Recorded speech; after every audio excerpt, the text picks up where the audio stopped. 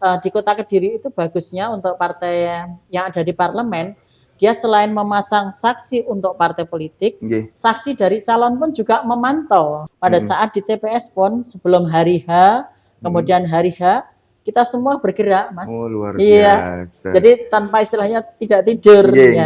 Karena semata-mata yang di bawah itu melaksanakan tugas, dia juga tidak tidur.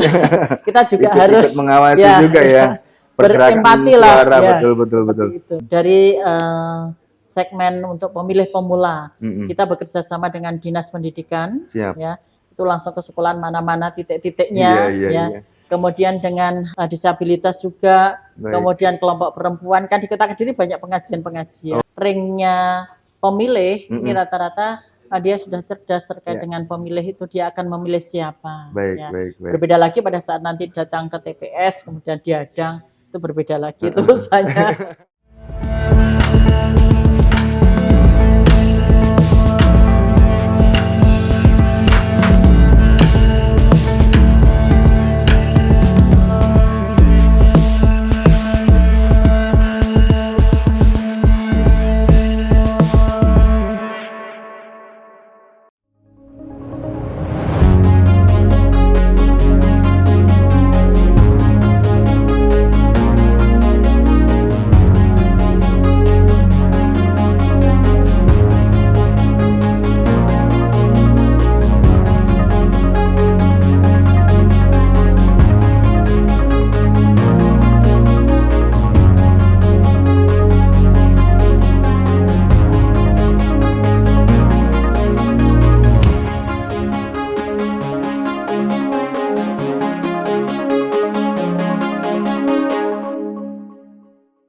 Assalamualaikum warahmatullahi wabarakatuh. Salam sejahtera bagi kita semua. Salam, Om Swastiastu, Namo Buddhaya, salam kebajikan.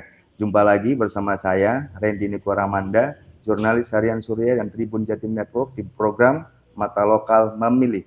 Bertempat di kantor KPU Kota Kediri. Saat ini saya sudah bersama Ibu Ketua KPU Kota Kediri, Ibu Pusporini Endah Palupi, untuk tahu lebih jauh mengenai persiapan KPU menjelang Pilkada Serentak 2024, langsung saja kita sapa beliau. Assalamualaikum, Bu. Waalaikumsalam warahmatullahi wabarakatuh, Mas. Baik, gimana kabarnya, Bu? Alhamdulillah sehat. Alhamdulillah. Bu, langsung saja. Saat ini KPU Kota Kediri sedang tahapan apa ya untuk persiapan menjelang Pilkada Serentak 2024? Ya, terima kasih. Jadi setelah berakhirnya penetapan perolehan kursi dan calon terpilih untuk anggota DPRD Kota Kediri untuk pemilu 2024. Di satu sisi kita beririsan dengan kegiatan pilkada. Jadi persiapan yang kita laksanakan selain dari yang pertama dari SDM-nya tersendiri, ya, penguatan SDM ini kita harus solid terlebih dahulu, ya, ini kita bentuk dan nanti akan kita buat sejenis penguatan tersendiri, ya. Itu di hari Kamis besok, ya, untuk memantapkan bahwa dengan adanya pilkada di Kota Kediri kita siap, ya. Karena kemarin pada saat kita pemilu 2024 kemarin di Februari kemarin itu cukup melelahkan, ya. Jadi kita perlu refresh kembali, ya, dari SDM kita. Kemudian di satu sisi terkait dengan tahapan-tahapan, karena ini adalah pilkada serentak se-Indonesia. Kota Kediri juga mengikuti regulasi yang ada. Jadi tahapan yang sudah kita laksanakan, yang pertama terkait dengan rekrutmen ad hoc. Yang pertama adalah PPK. Kita sudah kemarin melaksanakan tes CAT untuk PPK dengan jumlah 155 peserta. Jadi nanti akan kita ambil 15 personil ya, dari 3 kecamatan. Karena per kecamatan nanti kita hanya mengambil 5 PPK dan PPS itu betul masuk. Beda lagi ya, Bu, ya. Kemudian bersama dengan itu kita juga beririsan dengan rekrutmen PPS yang kita sudah membuka mulai tanggal 2 sampai dengan 8. Begitu. Setelah itu nanti di tanggal 15 kita akan melaksanakan CAT untuk PPS. Ya. Kalau untuk di Kota Kediri itu berapa kecamatan, Bu? Ada 3 kecamatan. DPT-nya berapa nggih? DPT kita 233.396. Baik. Kalau kita melihat dalam kontestasi di Pileg dan Pilpres lalu, mungkin apa sih evaluasi dari Bu Puspori ini yang bisa kemudian kalau baik kan bisa diterapkan di pilkada serentak, dan mungkin kalau ada catatan-catatan apa sih yang jadi fokus perhatiannya? Ya, karena kita sebagai penyelenggara pemilu, secara otomatis kita evaluasinya jadi penyelenggaranya. Bagaimana pada saat kita melaksanakan teknis penyelenggaraan di Kota Kediri itu, pada saat pemilu 2024 kemarin, evaluasi yang pertama terkait dengan penyelenggara untuk PPK kita, alhamdulillah bagus semua sesuai dengan arahan kita, karena tidak ada yang istilahnya bermain, netralitas, netralitas. Kemudian di PPS, karena PPS itu hanya untuk transit dari TPS ke PPK, itu juga tidak bisa dia berbuat apa-apa. Ya, alhamdulillah bagus. Kemudian pada saat di TPS pun, ya, karena di Kota Kediri hampir semua partai politik yang ada di parlemen itu memasang saksi di setiap TPS. Jadi tidak bisa orang akan gitu pengawasan akan bermain seperti ini, misalnya dia berbuat ini karena ada pengawasan dari saksi yang lain. Dan juga di Kota Kediri itu bagusnya untuk partai yang ada di parlemen, dia selain memasang saksi untuk partai politik, saksi dari calon pun juga memantau di luar TPS. Ini rata-rata seperti itu. Jadi dia juga ingin suara yang sudah diperoleh itu dikawal terus. Pada saat di TPS dia bisa menyampaikan ke calon yang memberikan instruksi tadi. Ini loh, nanti pada saat di kecamatan berubah apa enggak, ini harus dikawal. Alhamdulillah juga tidak ada perubahan satu suara pun. Luar biasa. Ucapkan keberhasilan dari KPU juga alhamdulillah.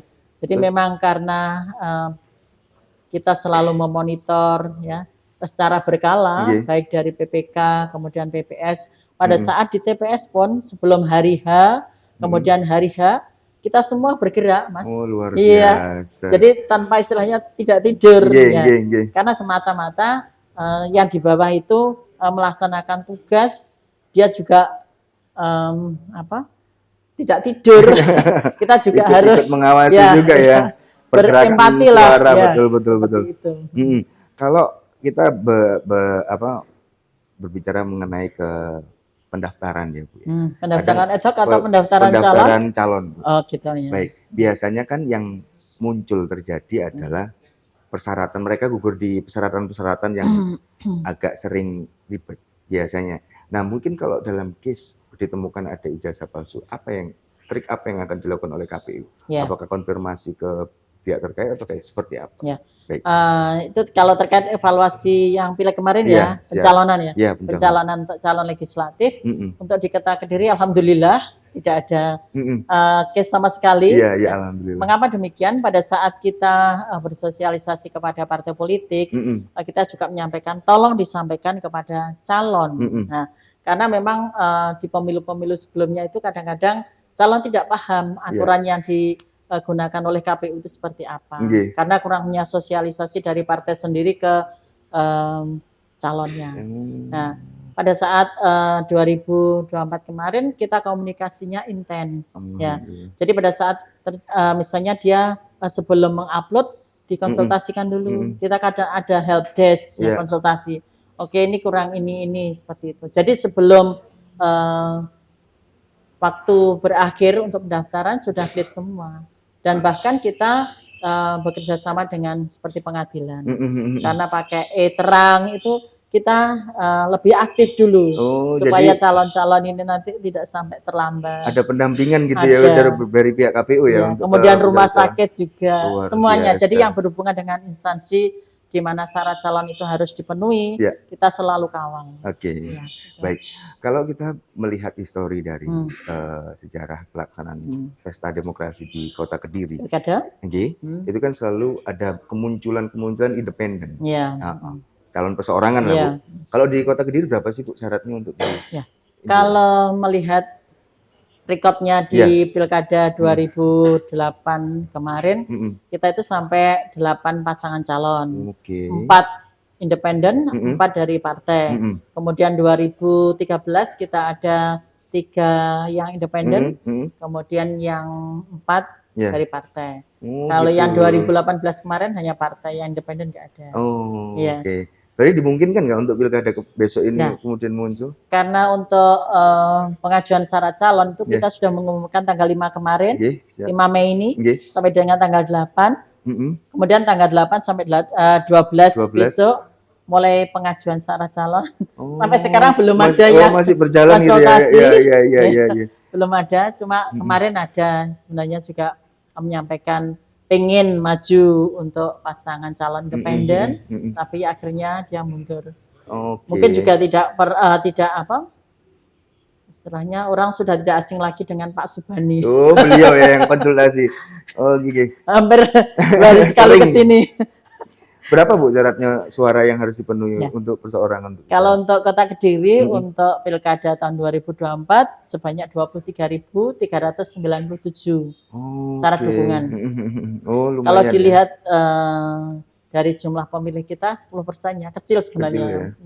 Kalau untuk partisipasi pemilih waktu Pileg dan Pilpres kemarin? Ya. Gimana? Kalau untuk Pileg dan Pilpres di Februari 2024 kemarin, alhamdulillah Kota Kediri partisipasinya 87%. Ya, bagus sekali. Oh, tinggi ya? Ya. Ya lumayan lah. Kalau 2019 86%. Oke.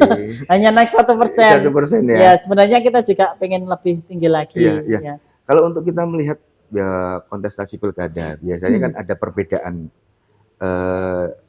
gayanya atau kayak seperti apa. Mungkin trik dari KPU untuk meningkatkan partisipasi pemilih dalam pilkada serentak ini bagaimana, Bu? Ya, kalau kita melihat partisipasi antara pileg dan pilkada, untuk pilkada lebih rendah, lebih rendah dibandingkan dengan jumlah partisipasi di pileg.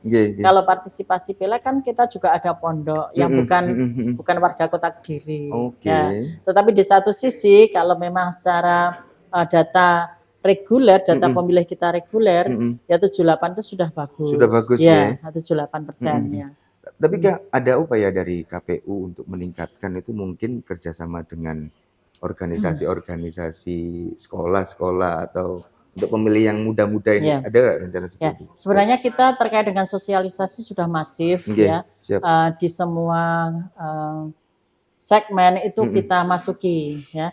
Jadi baik kita jemput bola atau dari mereka yang ingin mengundang kita dari segmen untuk pemilih pemula, kita bekerja sama dengan Dinas Pendidikan, ya, itu langsung ke sekolahan mana-mana titik-titiknya, Kemudian dengan yang disabilitas juga, kemudian kelompok perempuan, kan di Kota Kediri banyak pengajian-pengajian. Oh, itu yang itu mudah dilibatkan ya. Baik. Kemudian kita setiap kali ada informasi terkait sosialisasi apapun itu mesti sudah sampai ke RT. Wow, luar Jadi kita biasa. koordinasi dengan camat, tingkat bawah juga camat, kemudian kecamatan, kemudian kelurahan, RT RW, sampai RT RW nanti menyampaikan ke masyarakat. Dahsyat sekali. Dan itu sudah sebenarnya kita laksanakan ini. TSM ya, terstruktur sistematis dan masif ya Bu ya. Baik, kalau kita nggak bisa menutup mata bahwa money politik itu selalu ada dalam tiap perhelatan Bu ya. Mungkin ada trik-trik dari KPU untuk mengantisipasi hal ini seperti apa sih Bu, Kota Kediri? Kalau terkait itu sebenarnya kan ranahnya Bawaslu, tapi dari satu sisi bahwa kita beranggapan partisipasi pemilih kita meningkat itu berarti sosialisasi kita berhasil, ya. Jadi seperti itu. Kalau ukurnya, ya, mengapa demikian? Kalau kita melihat dari ringnya pemilih, ini rata-rata dia sudah cerdas terkait dengan pemilih itu, dia akan memilih siapa. Baik. Berbeda lagi pada saat nanti datang ke TPS, kemudian diadang, itu berbeda lagi, itu urusannya dengan Bawaslu lah. Siap. Baik Bu Puspori, ini segmen terakhir. Saya memberi waktu Ibu untuk memberikan wejangan atau imbauan atau ajakan kepada para Tribuners yang juga calon pemilih di Kota Kediri. Monggo, silakan Bu. Ya, untuk warga Kota Kediri, khususnya yang sudah mempunyai hak pilih, ya. Kalau kita lihat untuk pemilih pemula atau generasi Z, ya, itu 25% di kita, ya. Kita berharap untuk pemilih tadi bisa menggunakan hak pilihnya dengan cerdas, ya. Gunakan hak pilih kalian dengan baik dan cerdas. Mengapa demikian? karena kita akan memilih pemimpin yang ada di Kota Kediri untuk wali kota dan wakil wali kota, kemudian yang lebih luas lagi untuk pemilihan gubernur dan wakil gubernur. Jadi jangan lupa datang di TPS pada tanggal 27 November 2024. Kemudian pada saat akan memilih, ya, perhatikan visi misi dari pasangan calon. Ya, semoga Kediri lebih baik lagi dan Jawa Timur makmur. Baik, terima kasih Bu Sporini. Ya. Baik Tribuners, itu tadi bincang santai saya dengan Ketua KPU Kota Kediri. Semoga bisa diambil manfaat dan hikmahnya. Akhirul kalam, saya Randy Nikoramanda, pamit. Assalamualaikum warahmatullahi wabarakatuh. Waalaikumsalam warahmatullahi wabarakatuh.